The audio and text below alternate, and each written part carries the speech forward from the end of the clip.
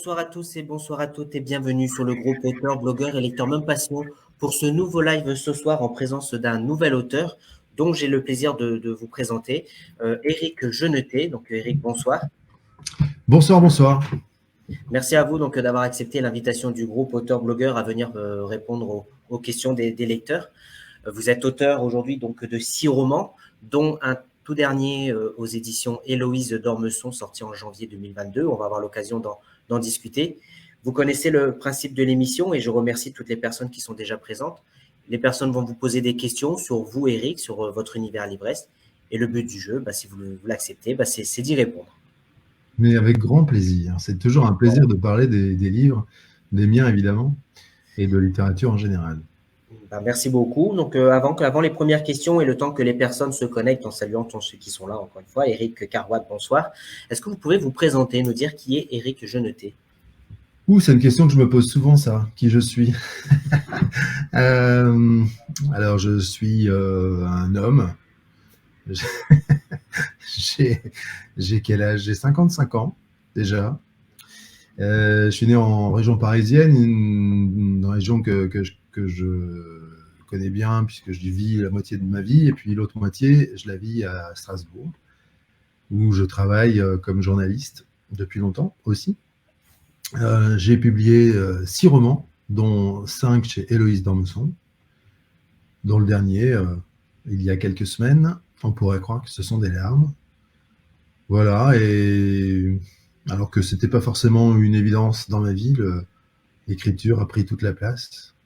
En tout cas, elle est au centre de ma vie. Et je crois que c'est comme une obstination. Et voilà, je ne peux pas m'en passer. D'accord. Écoutez, merci Éric pour cette présentation. On a vu donc la couverture de votre dernier roman. On pourrait croire que ce sont des larmes aux éditions Héloïse d'Ormesson. On va avoir l'occasion d'en parler, mais il y a une première question de notre amie Sonia Robinard, à qui je remercie d'être là et à qui je souhaite un bon rétablissement, qui nous demande « Qu'est-ce qui vous a donné l'envie d'écrire ?» Alors, c'est une question, je suis obligé de développer un petit peu. Je me suis pas réveillé un matin en me disant waouh, j'ai envie d'écrire. D'abord, peut-être qu'il faut que je dise, et ça a été l'un des sujets d'un roman, le 4e, qui s'appelait Tomber, qui est là. Voilà, ça c'est mon 4e roman. Et ce roman racontait l'histoire, la vie d'un jeune garçon dyslexique, c'est-à-dire quelqu'un qui avait beaucoup de difficultés avec les mots, dont l'apprentissage avec la lecture s'est pas fait, en tout cas c'est fait avec vraiment beaucoup de difficultés, et c'était mon cas. Donc ça veut dire qu'à l'âge adulte, j'avais beaucoup de difficultés à lire, l'écriture était quelque chose qui m'était totalement étranger, parce que je faisais beaucoup trop de fautes, j'avais pas du tout confiance en moi là-dessus. Mais j'ai pourtant fait le rêve dingue de devenir écrivain en lisant ce qui a été mon premier livre. J'en avais tenté quelques-uns, mais disons que j'ai une fois, à 19 ans, je suis allé au bout d'un livre qui s'appelle Le Voyageur magnifique d'Yves Simon.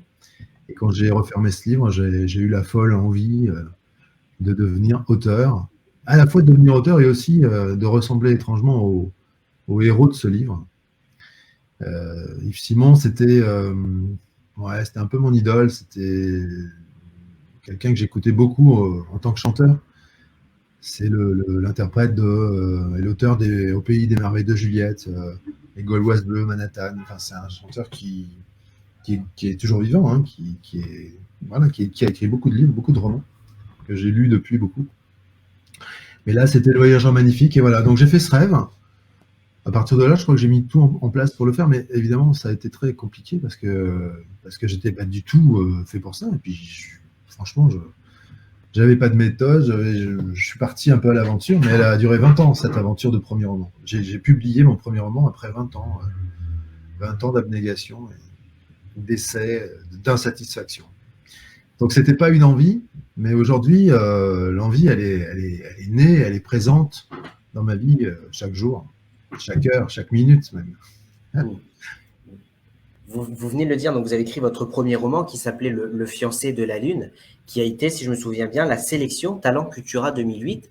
Et ensuite, vous avez d'autres romans qui ont été aussi sélectionnés. Est-ce que vous pouvez nous en parler ? Oui, en 2008, donc le premier roman national qui est sorti chez Héloïse d'Ormesson, c'était Le fiancé de la Une. Oui, il a été dans la sélection Talent Cultura, ça c'était déjà un bon début.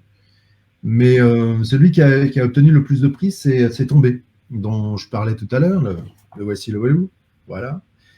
L'histoire de mon adolescent dyslexique qui va vivre le jour le plus important, le plus dramatique de sa vie.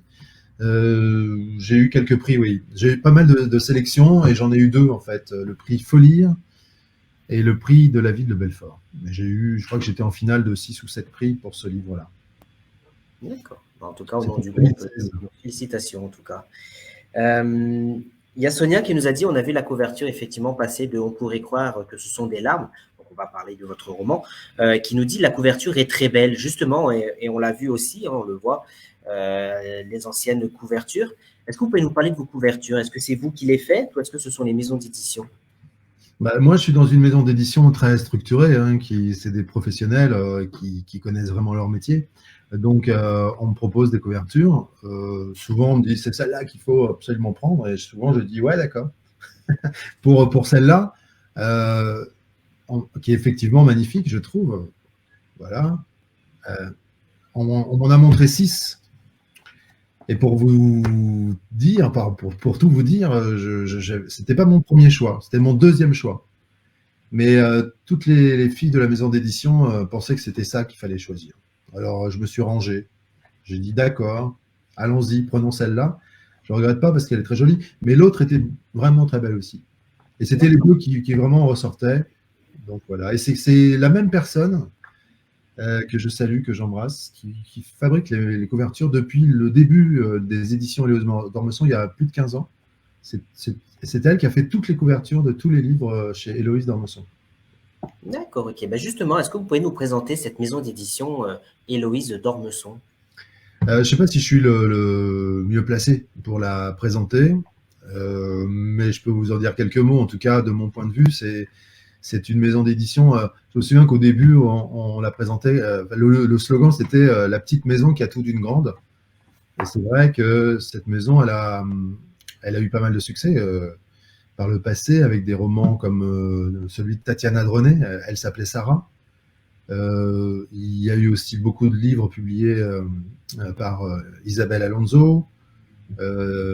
Michel Quin a publié également, pour ceux qui connaissent, les noms m'échappent bien sûr. Évidemment, le papa d'Héloïse d'Ormesson, Jean d'Ormesson, qui n'est plus de ce monde, mais qui est donc le papa d'Héloïse, et qui a publié quelques livres chez sa fille il y a quelques années. Voilà, des auteurs magnifiques que je salue. Et Lorraine Fouché, pour ne pas la citer, qui obtient un grand succès en ce moment avec ses livres, et publié chez Héloïse d'Ormesson aussi. Donc voilà, j'adore cette maison d'édition, c'est un peu ma famille. D'accord, bah écoutez, j'invite les personnes qui sont intéressées pour voir cette maison d'édition. Il y a le lien dans la description justement de ce live, avec aussi le lien pour aller se procurer vos différents romans. Il y a une question qui demande si vous faites appel à des bêta-lecteurs ou à des bêta-lectrices pour vos romans. Pas vraiment en fait. Je me débrouille un peu tout seul avec ma maison d'édition. Donc non. Les rituels, il y a souvent cette question qui revient et je vois qu'elle a été posée. Est-ce que vous avez des rituels, Éric Génoté, quand vous écrivez en général? Alors justement, non, moi j'en ai aucun. C'est-à-dire je peux écrire le matin, l'après-midi, le soir, entre deux rendez-vous. Je peux travailler sur un bout de texte à un moment. Et justement, je ne veux pas forcément avoir de rituel, mais quand même, j'écris le matin. En général, dès le lever du jour, parce que j'adore faire ça. J'adore me réveiller et commencer ma journée par écrire. Donc avec un café, et c'est le premier truc que je fais. Ça peut durer 1 heure ou 2, rarement plus. Mais en tout cas, je commence mes journées la plupart du temps par l'écriture. Donc on peut appeler ça un rituel, oui, mais bon, je peux aussi, j'ai la liberté de faire autre chose si j'en ai envie. Et puis parfois, j'ai quand même des rendez-vous ou des voyages et je ne peux pas être là à mon bureau tous les matins à 7 heures, mais le plus souvent possible. D'accord. Et est-ce que ce que vous vivez dans le quotidien, ce que vous voyez à la télévision, ou ce que vous lisez peut vous inspirer dans vos romans? Ou est-ce qu'à chaque fois, c'est toujours une part d'imagination? Bah oui, c'est un peu des deux. Oui. Tout. Je sais pas. En fait, j'essaie de pas trop savoir d'où ça vient. je sais que c'est là, dans un coin de ma tête, et puis ça sort. Ou alors, parfois, j'ai une idée, je me dis, tiens, je pourrais parler de ça. Ou parfois même, c'est juste un mot que je trouve joli et que, voilà, que j'ai envie ou une expression. Voilà. C'est un espèce de mélange de tout ça. Et je m'inspire de ce qui me passe par la tête. D'accord. Et pour ceux qui ne vous connaissent pas, justement, ou qui ont commencé à lire vos romans, vous vous décrirez dans quel style littéraire? J'en sais rien. Je crois que je fais des romans de littérature générale, plutôt romantiques, on va dire. Même si le dernier, enfin, avant celui-là, qui s'appelait Un bonheur sans pitié, me racontait l'histoire d'un couple, et notamment d'un personnage dans le couple qui était totalement toxique. C'était pas trop romantique, mais moi j'ai une vision un peu romantique de l'existence, un peu mélancolique même. Donc on doit retrouver ça dans mes romans, je pense, ce romantisme-là ou cette mélancolie-là. Je pense d'ailleurs que la vie trouve tout son sens dans la mélancolie, alors ça doit forcément jaillir dans ce que j'écris. Et est-ce qu'il y a des sujets sur lesquels vous n'écrirez jamais? Vous dites que voilà, vous vous décrirez plus dans la romance, la mélancolie, mais est-ce qu'il y a des sujets sur lesquels vous êtes sûr aujourd'hui que vous n'écrirez jamais? Non, je crois pas. Je crois qu'on. Je sais pas du tout. Non. En fait, je crois que je m'interdis rien du tout. Donc, non, non, tout est totalement possible. Mais il faut que je le sente. Il faut que faut que ça vienne de l'intérieur. Hein. Il faut que ça soit nécessaire même. Quand on a une envie comme ça, il faut que ça soit une nécessité. Si ça l'est pas, il vaut mieux faire autre chose. D'accord. Il y a également une question qui demande concernant votre trame. Lorsque vous écrivez, est-ce que vous avez, quand vous commencez, vous avez la trame, vous savez où vous allez avec des fiches personnages ou tout ça? Ou est-ce que vous, comme encore une fois, vous laissez pas à votre imagination? Est-ce que c'est structuré quand vous partez? Ce matin, là, j'ai terminé une version de mon roman suivant, il y a quelques jours. Je le laisse un peu reposer avant de retravailler, je fais souvent ça. Et ce matin, je me disais, bon, alors le 8e, il va falloir faire un peu plus attention, il va falloir faire un plan. Hein, ça sera vachement important de faire un plan avec des personnages et tout. Et je me suis déjà dit ça souvent, mais en fait, je ne le fais pas. Mais je me suis promis ce matin de le faire pour le 8e, parce que je pense que c'est important, ouais, effectivement.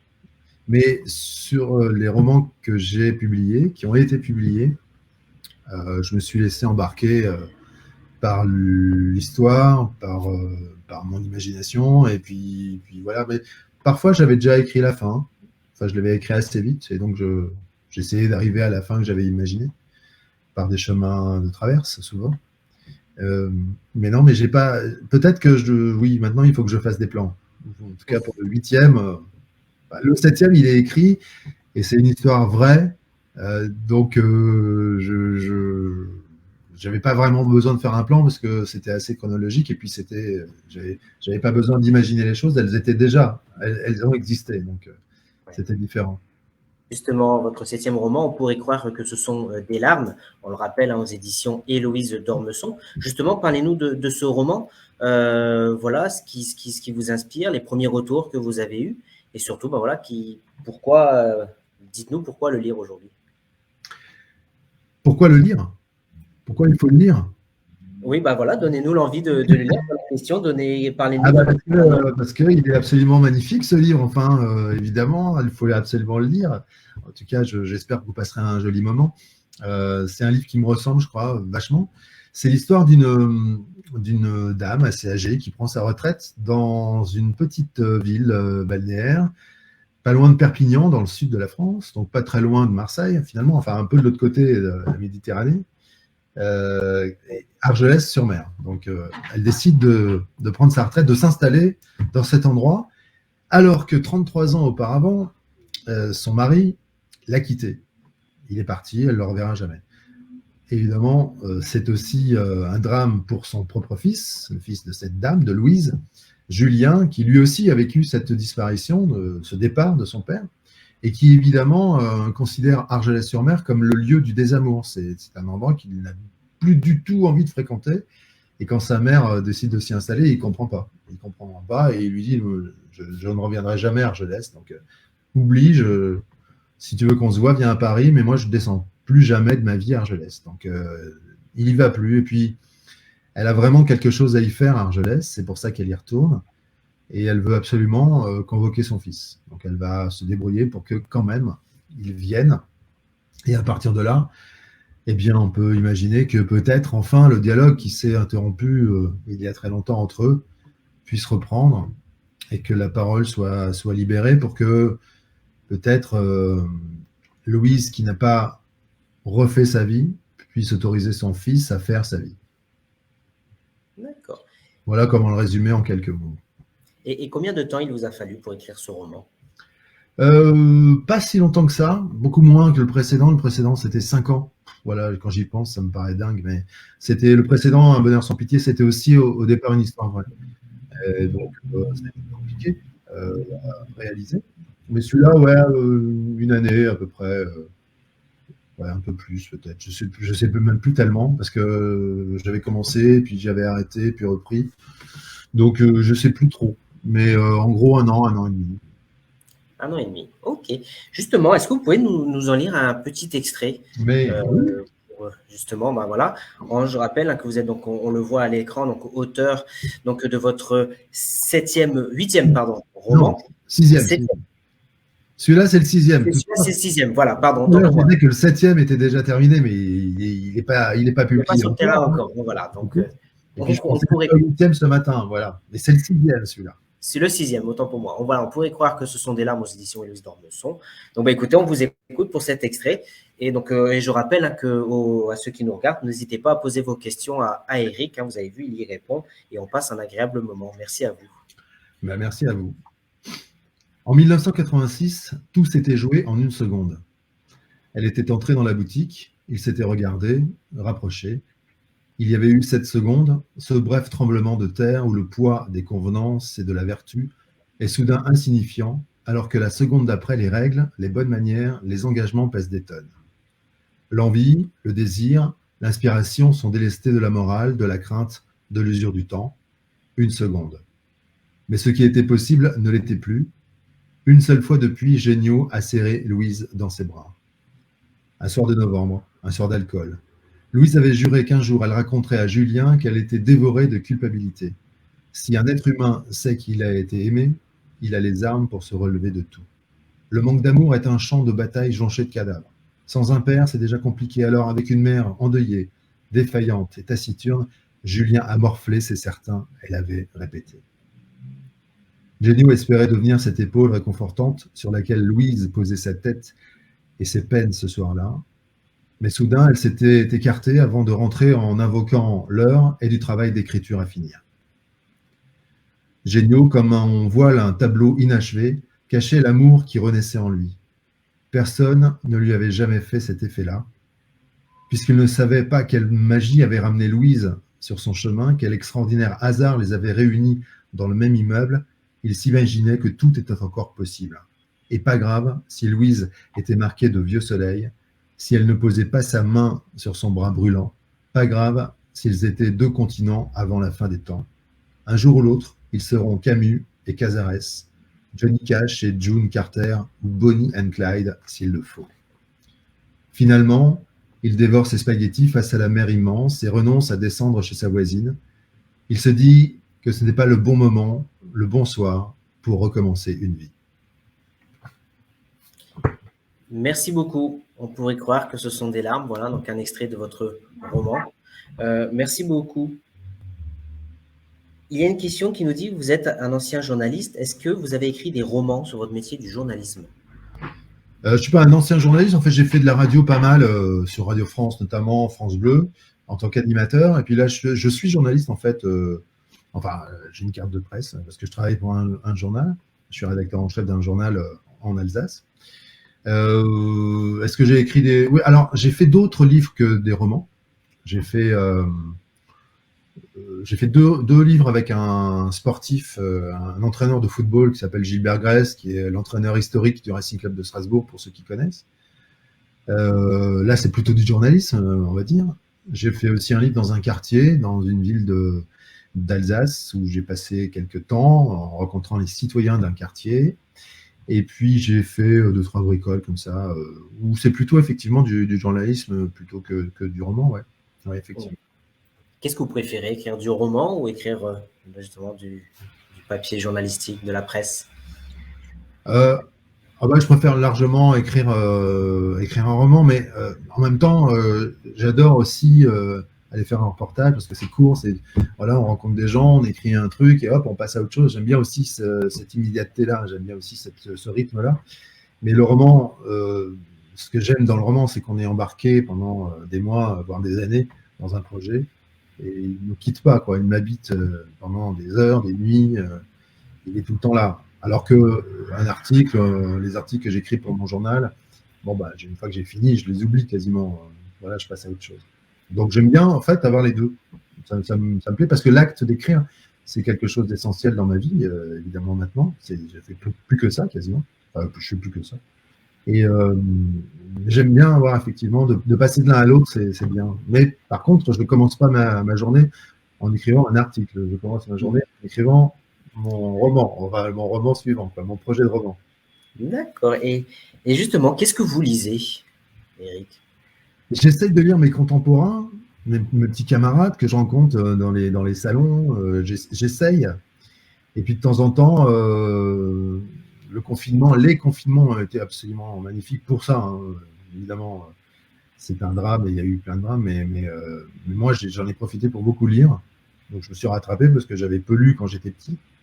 Donc j'ai lu pas mal de classiques. Je sais pas, j'ai lu Le Portrait de Dorian Gray par exemple que j'avais pas lu. J'ai vraiment lu plein de trucs et aussi des petits camarades. Là, je viens de lire le livre de Lorraine Fouché, donc chez Héloïse Ormesson, qui est magnifique. L'histoire, elle est magnifique pour raconter des histoires, Lorraine Fouché. Et puis, là, je viens de commencer un autre livre d'une autre auteure de chez Héloïse Ormesson, qui s'appelle Maëlle Milo. Voilà. D'accord. Écoutez, merci beaucoup. Vous Et parliez si je peux parler d'un livre qui m'a fait pleurer, mais du début à la fin quasiment, c'est un livre de Laurence Tardieu qui est sorti là aussi en janvier et qui s'appelle D'une aube à l'autre. C'est vraiment mon coup de cœur et je la connais un petit peu, alors peut-être ça a influencé ma lecture, mais franchement, la manière dont elle a décrit un drame, quelque chose de difficile, c'est vraiment absolument génial. Je vous conseille donc Laurence Tardieu, D'une aube à l'autre. D'accord. Et justement, est-ce que votre famille lit vos livres? Ça, c'est une question de quelqu'un sur le Oui. chat ou... Ah, c'est vrai. Mais je les vois pas, moi, les gens qui posent des questions. Alors, je ne Alors sais pas. après, je reçois beaucoup de questions aussi en message privé. D'accord, d'accord. Euh, oui, ma mère lit tout, ça c'est sûr. Ma sœur aussi, par exemple, a lu mon dernier livre, je le sais, puisqu'elle me l'a dit et qu'elle m'a envoyé un mot adorable. Voilà, les hommes de ma famille lisent moins les livres. De toute façon, les hommes lisent moins, hein, c'est comme ça. Vous êtes une exception, hein, si vous lisez, évidemment. Et je vous rappelle quand même que 8 lecteurs sur 10 sont des femmes. Donc c'est un peu logique. Et oui, alors pour répondre à votre question, oui, on me lit dans ma famille. Voilà. Mais c'est toujours bizarre un écrivain dans une famille, hein. Ça remue des trucs. Bon, on n'en parle pas forcément. Et justement, il y avait là souvent une question qui revenait, si souvent vos personnages étaient tirés de personnes que vous connaissez. Et est-ce que ça arrivait que ces personnes-là se reconnaissent dans vos romans? Euh, ouais, non, en fait, je noie toujours assez le poisson, moi qui suis un poisson d'ailleurs. Je me noie dans l'écriture pour justement que les gens ne se reconnaissent jamais parce que c'est un prolongement et puis ça serait un peu ridicule, je trouve, que de décrire exactement ce qui s'est passé. Je trouve que la vie le roman peut être plus fort que la fiction peut être plus forte que la vie. Alors, moi, je me sers souvent d'éléments, d'un mot, d'une discussion, et puis j'en fais quelque chose d'autre. Je vais un peu plus loin. Donc non, les gens ne se reconnaissent pas, mais je ne souhaite pas d'ailleurs qu'ils se reconnaissent, parce que d'ailleurs, c'est pas eux. C'est une fois, je vais raconter ça, une fois j'ai reçu un cadeau signé du prénom de l'héroïne du roman que j'avais écrit. Mais ce n'était pas du tout elle, en fait. Pas du tout. C'était loin même, dans ma tête. Mais elle s'était reconnue. Ah ouais, donc elle s'est reconnue et elle vous a envoyé un cadeau. Voilà. En signant de le. Voilà, alors, de toute façon, je crois que les lecteurs, les lectrices, vous, moi, on se reconnaît ou pas, et on s'attache à quelque chose d'un roman, on est touché par quelque chose, mais notre voisin, même notre fiancé ou notre amoureux ou notre amoureuse, va être touché par autre chose. Donc on voit ce qu'on veut bien voir. Parfois, c'est notre hypothèse préférée, hein, ce qu'on voit, simplement. Il y a justement Lydia, donc encore une fois une question en message privé. Je vous invite, chers amis, à poser vos questions directement sous le chat. Comme ça, Eric aussi pourra ensuite, si jamais on n'y répond pas pendant le live, à pouvoir y répondre ensuite après. Donc n'hésitez pas à poser vos questions, mais il y a Lydia qui me pose en question privée. Vos romans, en général, vous dites que c'est beaucoup d'amour, de mélancolie. Est-ce plus tourné vers les femmes? Ou est-ce que les hommes ou les jeunes peuvent les lire également? Ah, je pense que tout le monde peut les lire, ouais. Alors les jeunes, les très jeunes, peut-être pas, parce que ce sont des romans adultes. Mais moi, quand j'écris, je me pose pas la question de savoir si ça s'adresse aux femmes ou aux hommes, hein. Je m'en fous complètement. J'écris et puis après, ceux qui ont envie de le lire, ils les lisent. Mais non, je me pose aucune question là-dessus, moi. Bah, il se trouve que les femmes lisent plus de romans parce que peut-être que, je sais pas, peut-être que les femmes se remettent plus en question que les hommes et qu'un roman peut remettre les gens en question. Enfin, moi, j'ai lu plein de romans qui m'ont bouleversé et qui m'ont complètement changé. Et donc, il faut être prêt à ça aussi. Et je pense que les femmes, elles ont plus de courage que les hommes pour se remettre en question. Et donc, peut-être que c'est l'explication. Et peut-être que c'est pour ça qu'elles lisent plus de romans. Voilà. Je m'adresse plus aux femmes, mais involontairement. Parce que franchement, je suis ravi quand dans un salon du livre ou quand je reçois un mail d'un homme, je suis ravi aussi parce que ce partage-là doit exister également. Pas que avec les femmes qui lisent des romans. Et justement, vu qu'on parlait de salon, est-ce qu'on peut venir vous voir prochainement quelque part? On parlait tout à l'heure en off, on s'était vu au Nocturne littéraire qui se déroule chaque année dans le sud de la France. Mais là, cette année, où est-ce qu'on peut venir vous voir dans les prochains mois? J'ai plus les dates en tête, mais par rapport à Marseille, par exemple, je serais pas loin. Je serais à Saint-Raphaël. C'est à combien de kilomètres Saint-Raphaël? C'est pas si loin que ça. Ouais, c'est près de Saint-Tropez, donc c'est, on va dire, une petite heure et demie, je pense. Bon, c'est quand même assez loin, mais je serai au salon de Saint-Raphaël. Pour ceux qui sont dans l'Est, je serai au salon de Metz bientôt. Il y a quelques librairies aussi à Mulhouse, à Metz aussi, donc il y a 2 rendez-vous à Metz. J'oublie, il y a d'autres choses j'ai pas mon calendrier sous les yeux et il y a plein de choses. Et puis cet été, les Nocturnes littéraires avec sans doute Cassie aussi, bien sûr. Qu'est-ce qu'on a à Limoges? Voilà, je serai à Limoges aussi. À la rentrée, peut-être Nancy, Colmar, enfin, ça, c'est pas encore sûr. À la rentrée de septembre. Voilà, d'ici là, voilà. Mais sur mon Facebook, je mets tout. Voilà, c'est pour ça que j'allais dire, effectivement, il y a le lien de votre page dans la description un petit peu plus haut. Et justement, vous parliez des nocturnes littéraires. Est-ce que vous pouvez nous parler de ce rendez-vous, puisqu'on en parlait tout à l'heure? Voilà, vous disiez que c'était une genre de caravane des auteurs.